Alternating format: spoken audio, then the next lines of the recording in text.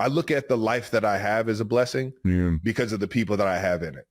That's having right. a support system as my family, having a support system like my brother and Taylor and all my friends that I've known since I was in fucking preschool, and we were rock bottom each other on the fucking recess. My babies, just like, you, Jason, and like one day you'll know, Trav, babies are everything. That's it. It is 100%, 100%. It takes it the moment the first one pops out. It's like, okay, my entire hierarchy of priorities is completely shifted.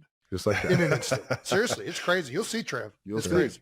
And I will say it has gone up a level since Taylor has come into the picture, because she loves to bake. That sourdough, those Pop-Tarts. She got sourdough Pop-Tarts, sourdough cookies.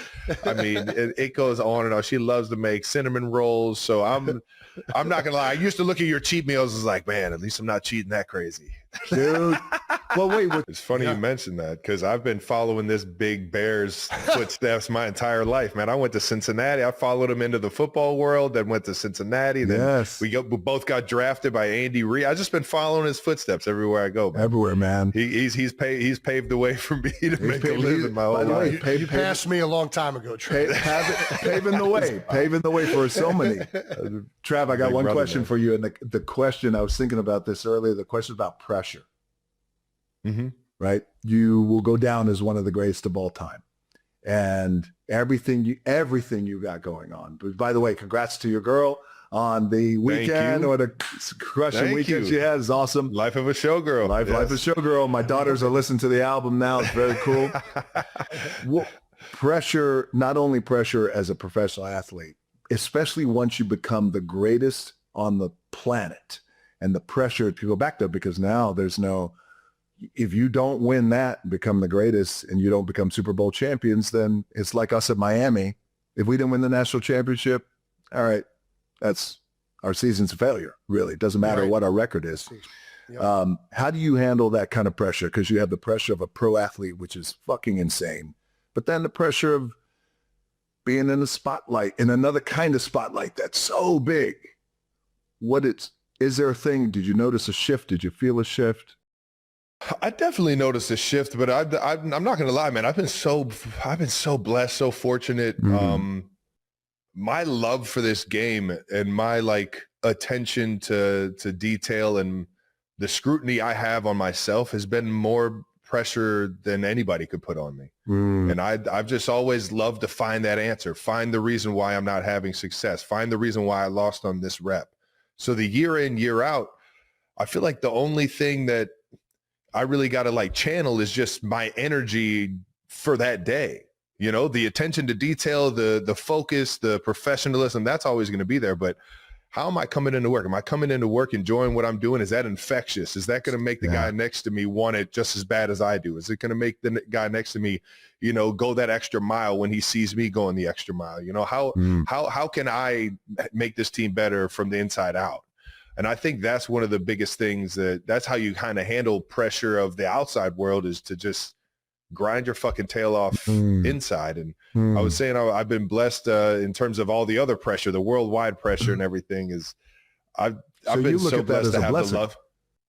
I look at it as a blessing, but I look at the life that I have as a blessing because of the people that I have in it. Having a support system as my family, having a support system like my brother and Taylor and all my friends that I've known since I was in fucking preschool, and we were rock bottom each other on the fucking recess. Do you have any idea how many times we got called to the principal's office, rock bottoming people in the freaking wood chips?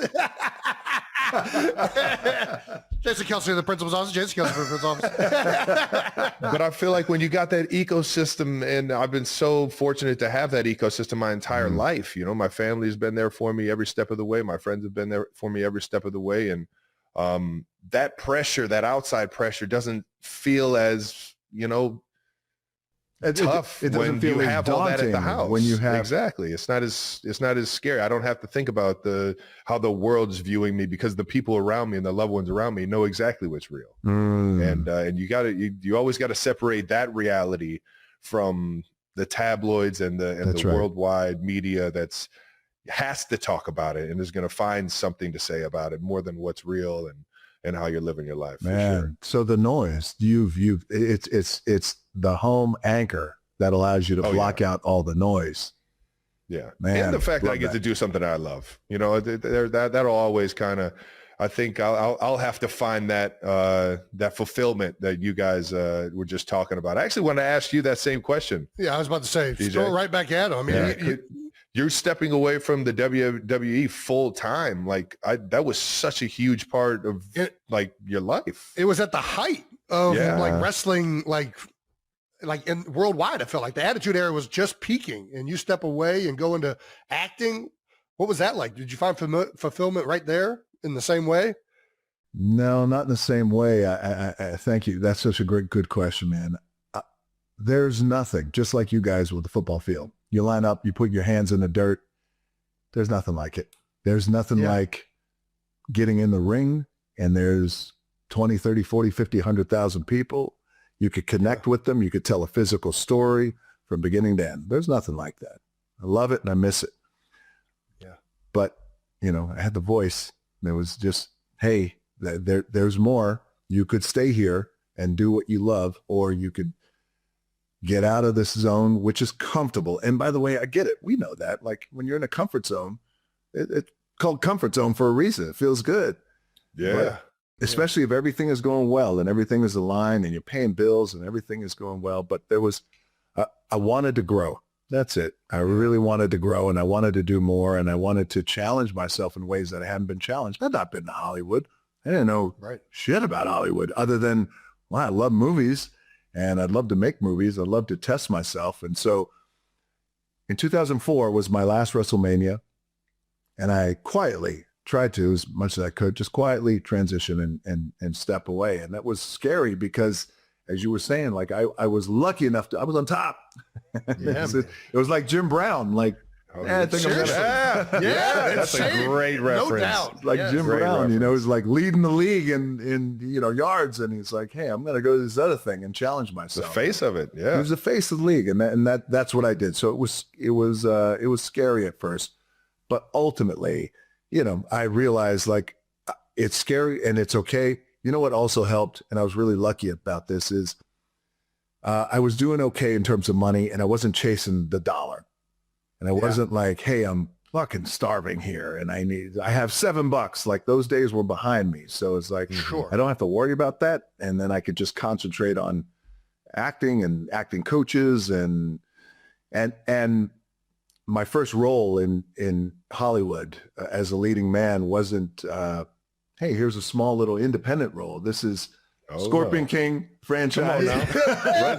We're going straight to Blockbuster, baby. Come on now. We're going straight there. It's sink or swim, you know, your baptism by fire. So I was really fortunate that, you know, I kicked off my career in that way.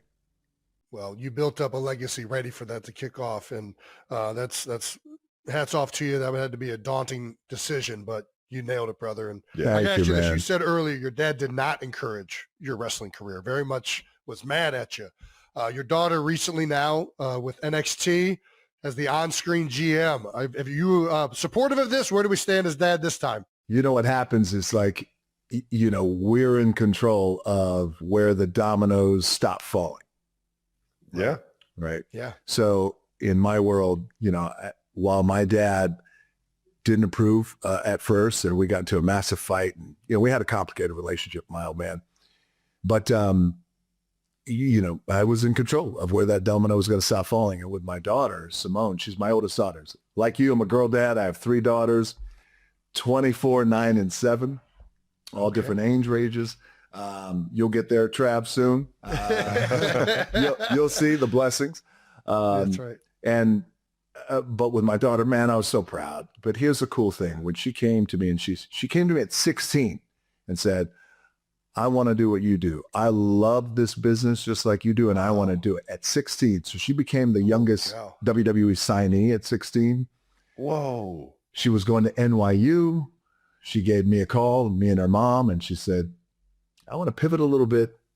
I'd like to go directly into WWE NXT and start training down there in Orlando. And You don't have to ask me twice. I'm like, okay, hey, I got you. But here's the great thing. The most beautiful thing about this is I never got that call from her. I never got the call like, hey, Dad, I want to do what you do. Can you call WWE? Can you call Vince McMahon at that time? Could you call Nick Khan? Could you call somebody? Yep. Never once did she ask me, could you make that call? She was just like, I want to do what you do. I want to blaze my own path.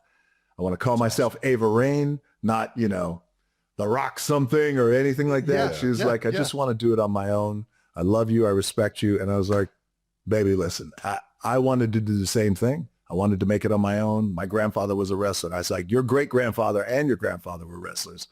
So I love that you want to do it on your own. And I'm here. I got your back. And so she's been doing a great job, and I keep tabs on her. And, you know, she was born when I was 29. And if you think about it, at that time, we know as dudes in our 20s, we think we know what we're doing. We don't know shit. We're just trying to keep up, and we're trying to make it look like, hey, we're good. We got, you know, under control. So it was almost like her and I grew up together. And, you know, these days, her being in the wrestling business has actually brought us closer together. And that to me is the biggest joy, man, because my babies, just like, you know, you, Jason, and like one day you'll know, Trav, babies are everything. That's it. It is 100%, you know, 100%. It takes it the moment the first one pops out. It's like, okay, my entire like hierarchy of priorities is completely shifted. Just like that. In an instant. Seriously, it's crazy. You'll see, Trev. It's crazy. I appreciate your time up to this point. We got one last segment for you, Big Dog, and it's called We Gotta Ask, but you don't have to answer. You can tell us to just fuck off if you don't want to answer this. I'll answer it all. But we gotta ask, man. Look, I've been drinking tequila the whole time. It's 5 o'clock somewhere. Dude, you got some of the best tequila around, Come man. on, brother. No doubt. Yeah. All right, so we almost used jabroni as a nickname for fans of this show. Do you own the word jabroni? I do not own the word jabroni. I think it's just out there. I own the name The Rock, not jabroni. Oh, no, but wait. I might own that because I own everything own it. associated with The Rock. Like, it doesn't matter if you smell. So I might. I know that, let me give him props. The Iron Sheik he made that word. He made it? He made that word famous. What? So he used to, especially in the locker room, this jabroni is that. So he would call people jabroni. So that's where I got it from. I always got to give him flowers, but it's really cool. It's actually in the Webster's dictionary, and I get the credit for it, but it's really the Iron Sheik. It's really the Iron Sheik. Yeah. A lot of people were asking me because I said it on after we won one of the AFC championships. I got on the mic and called the Cincinnati mayor jabroni for calling us out. Oh, I know you did. I know you did. I was like, yeah. Let's go! I've been waiting my whole life to get this mic, you jabroni. But I had a lot of the by like mom's friends or dad's friends or just like people in the building were asking, like, what's a jabroni exactly? I'm like, if you don't know, you're probably a jabroni. You don't want to be called a jabroni. What is the greatest rock insult of all time? The greatest rock insult of all time is, okay. What's your opinion? Who's going to win the Super Bowl this year? It's got to be the Kansas City Chiefs. Right? All right. Got to be the Kansas City Chiefs. Well, The Rock, now I'm speaking as The Rock. Well, The Rock says, you take your opinion that it's got to be the Kansas City Chiefs. You take your opinion, you roll it up in a, but that's right. You know what's coming. You roll that something, you turn it sideways and stick it straight up your candy ass. That was a crazy insult. I remember those guys at WWE at that time. That was like, your candy ass. Where did they were like, where did this come from? And I remember saying, well, you know, telling somebody to stick something up their asses, you know, that's an insult. But when you turn it sideways, when you turn your opinion sideways, it's a whole different thing. So good. Dude. God dang, that's good. How did you feel the first time you walked into an arena and you saw little kids like quoting The Rock? Like, what was that first feeling like when you saw it? Because you already know that the wrestling world is wide range of everyone, just like a lot of the sports world. But there's something when you get the kids behind you that it's just it's some of the most fulfilling stuff, and just see them going crazy. But when you started seeing them quote some of the things you were saying, Like how was that feeling? Oh, there was nothing like it, because you realize if the kids are quoting what you're saying, then they're saying that on the playground. Yeah. Oh, yeah. And if they're saying that on the playground, then it's awesome for you. You know they're getting in trouble. They're getting called to the principal's office. It was amazing.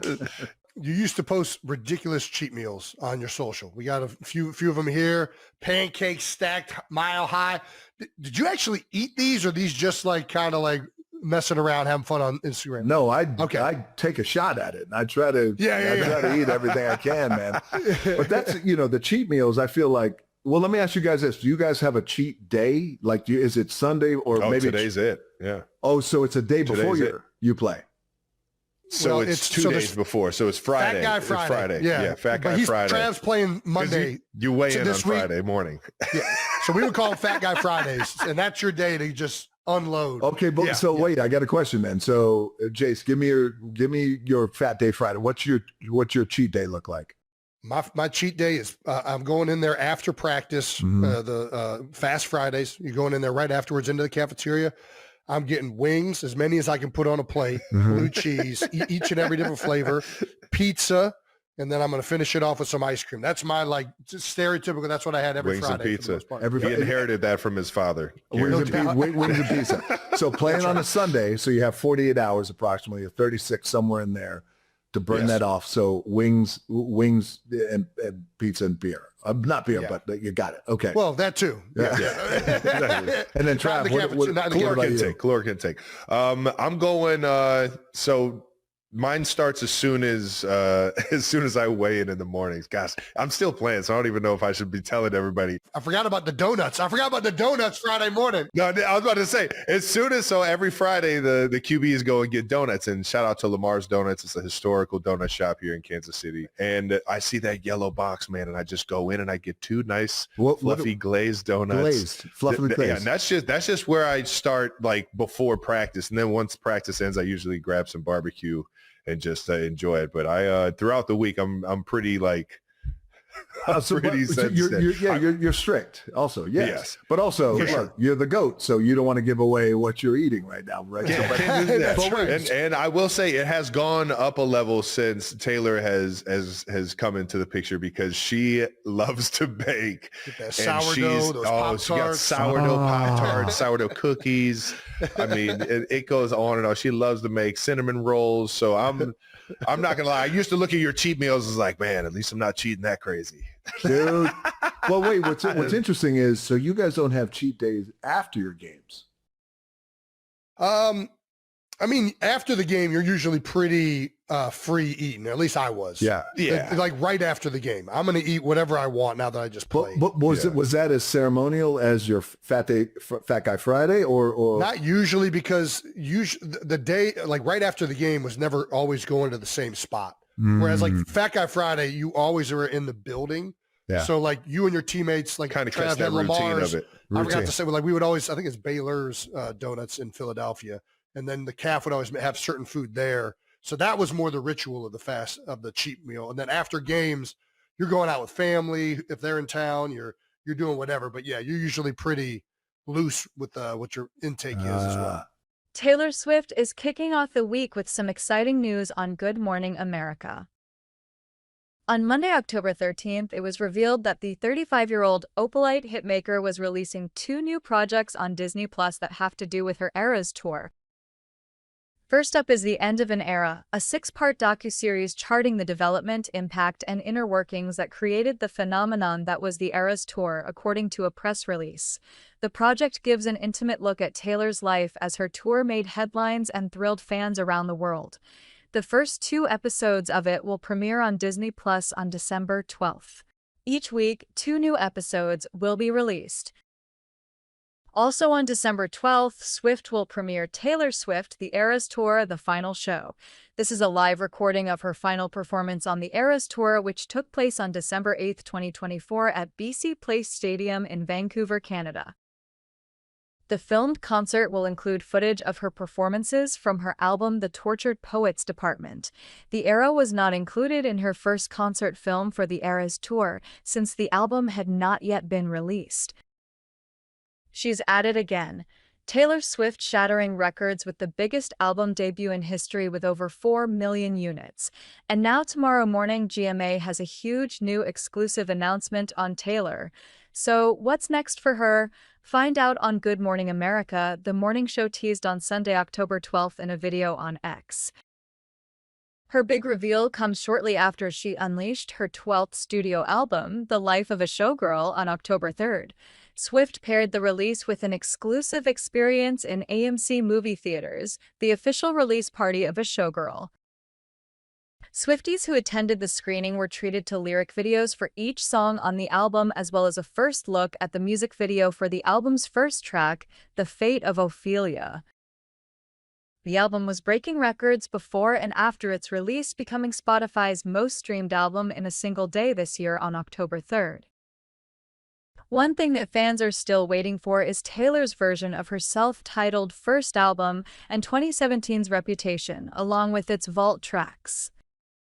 The pop titan began re-recording her first 6 albums, releasing them alongside previously unheard songs from her vault after Scooter Braun purchased her masters in 2019. Swift then regained control of her masters in May 2025, leaving the fate of the final 2 albums hanging in question.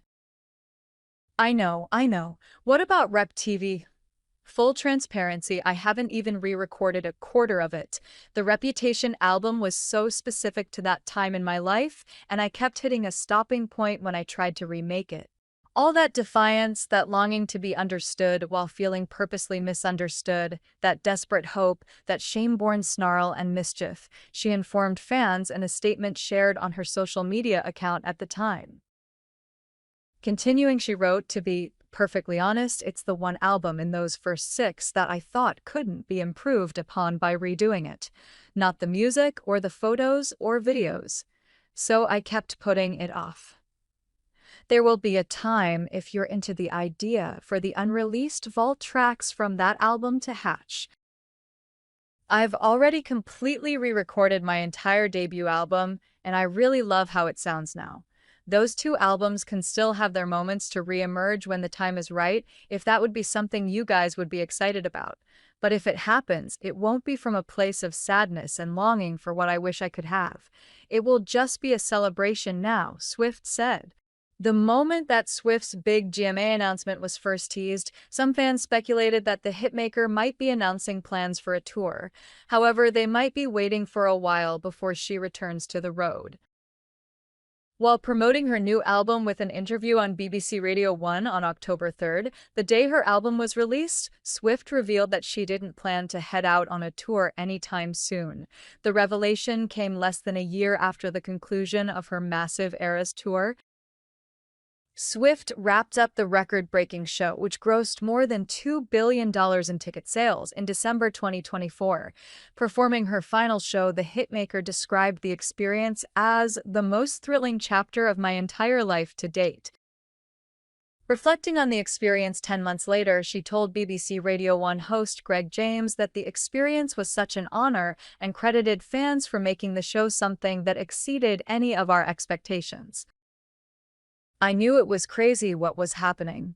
We have never had anything happen like that. I've been with my band for a very long time. My tour, my crew, my touring family, my team. We're all very close and have been forever, and none of us have ever had anything like that happen," she recalled.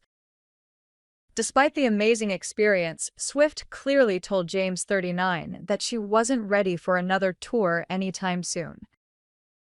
"I'm gonna be really honest with you. I am so tired when I think about doing it again because I would want to do it really, really well again," she explained, adding, "I'm so good right now." The Life of a Showgirl just dropped, but Swift already has another huge project on the horizon, planning her wedding to Travis Kelce. The couple announced their engagement in August 2025. However, during an October 9th appearance on Late Night with Seth Meyers, she implied that she would turn her attention to planning now that the album campaign was wrapping up. We're towards the tail end of the release week, and it's about time that I start thinking about this, she told host Seth Meyers, who raised 2 concerns and shared some wisdom with the bride-to-be. Despite being in the early phases of planning, Swift and Kelsey could have a very famous face officiate their nuptials. During an interview with Ryan Seacrest, the American Idol host offered to marry the couple. An exclusive source also recently told us that Swift was looking forward to this next stage of her life. She's been super focused on work commitments. She's not kidding when she says she's exhausted. She's ready for a break so she can focus on the wedding, the insider explained, adding, she's very excited about planning the wedding. Swift is also using some of her newly found free time to support Kelsey. On Sunday, October 12th, she returned to Arrowhead Stadium to cheer him on at the Kansas City Chiefs' latest game, which they won 30-17. She was photographed at the game against the Detroit Lions alongside Kelsey's parents, Donna and Ed Kelsey, and WNBA star and Chiefs fan Caitlin Clark.